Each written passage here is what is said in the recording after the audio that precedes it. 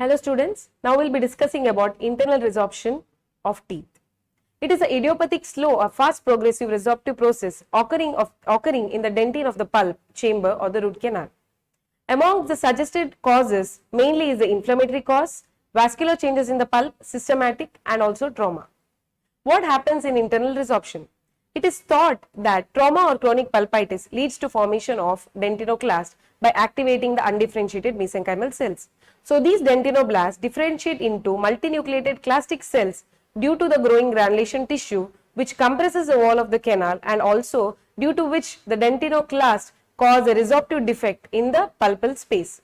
This causes ballooning of the canal, and therefore the pulpal tissues, because of the loss of the dentine, move into the spaces where the dentine is supposed to be present. That is why we can see pinkish appearance in the tooth surface as shown in this figure.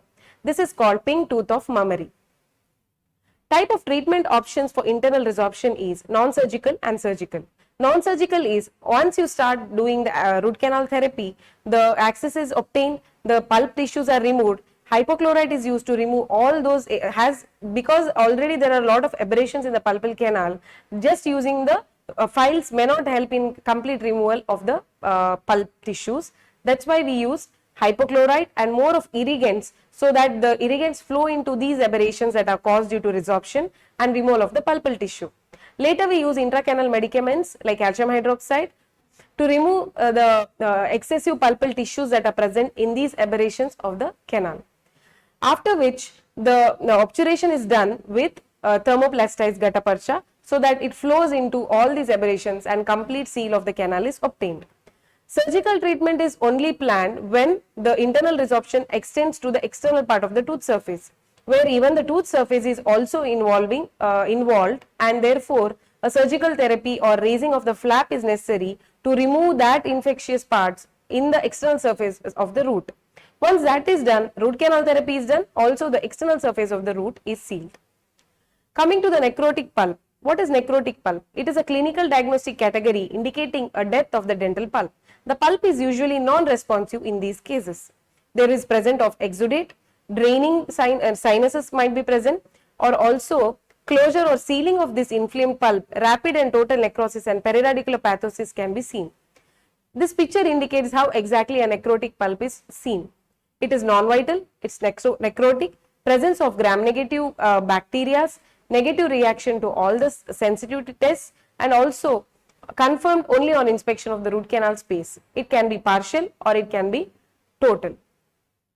Types of necrosis are coagulation necrosis, cessation necrosis, liquefaction necrosis, and ischemic necrosis. Various products are seen in the tooth canal, mainly the intermediate products and end products. Various symptoms of necrotic pulp are, there won't be any painful symptom.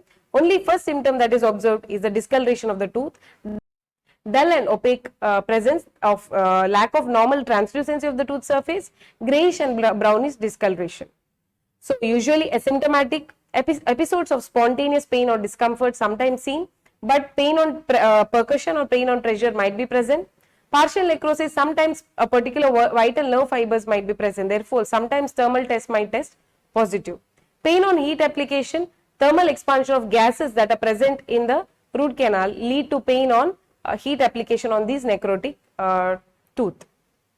So the diagnosis is clearly, we can come to diagnosis based on the clinical observation, that is the discolored tooth, non-responsive to any pulpal vitality test, presence of various degrees of inflammatory response, that is teeth with multiple canals. We might have confusion because certain tooth, like in the molars, one tooth might be completely necrosed. That partial necrosis, we might get confused with the vitality test. So it's better to go for root canal therapy in such cases also, because partial vitality cannot be considered for any other treatment.